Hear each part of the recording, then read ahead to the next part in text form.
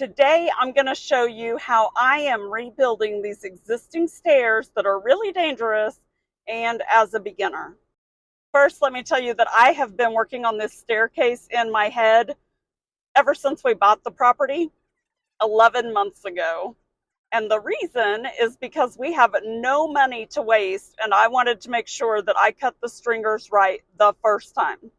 Because once that lumber is cut, there is no going back. And I already made my first mistake. I'll tell you about that in just a moment. So as I have recalculated these stairs for the past few months, I decided the best thing to do is go ahead and build my platform and the first run of stairs, and then wait for another weekend to finish the longer run.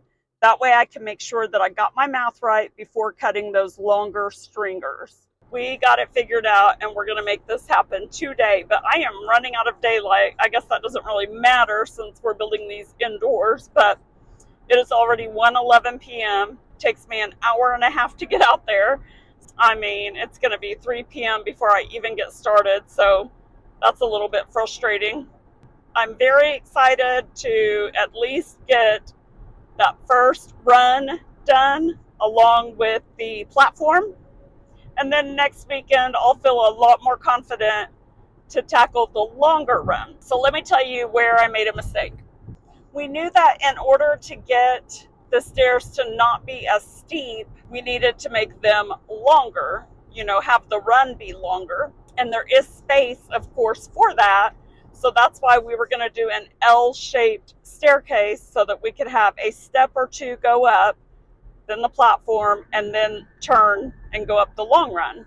Of course, the existing stairs, the treads are only 7 inches anyway, and minimum for safety is actually like 10 inches. So, I mean, that was already the issue. So just fixing that alone is going to make a big difference. But we knew on the first run we could not go above 2 feet because the ceilings are 8 foot.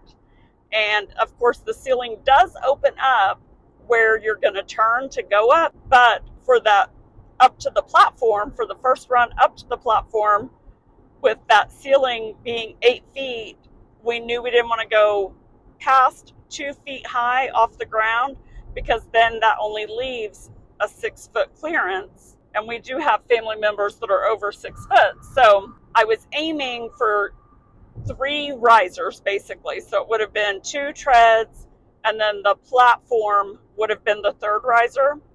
Well, I got a little overzealous and cut my boards to 24-inch length, not thinking about the fact that I needed it longer than that to fit 2 actual steps before the platform.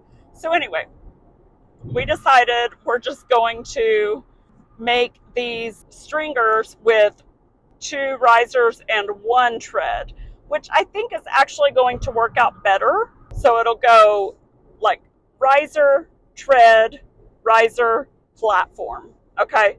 Before it was going to go riser, tread, riser, platform. And I didn't cut the stringers long enough. So we're just doing a little bit of recalculating on that, and that is totally fine. But I am excited to get going and get this first run laid out so that I can see if I made any other mistakes. I won't know until I get all of this cut, and then I'm sure I'm going to realize that I messed something up. But that's okay. At least I haven't had to go buy extra 2x12 yet. So I figure if I'm going to make a mistake, I would rather make it on this first run, which is much shorter than what the second run is going to be, so that I can learn my lesson before I move forward. So that's where we're at right now.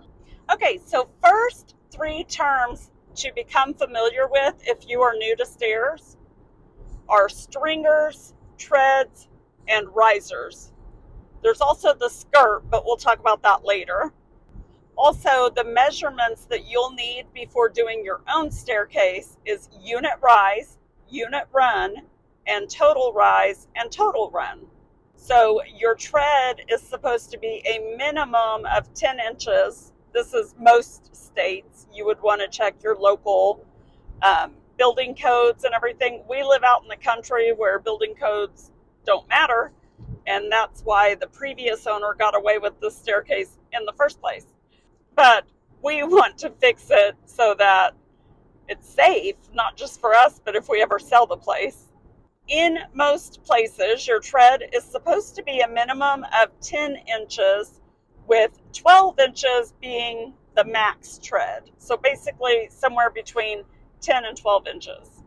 And the rise should not be more than 8 inches.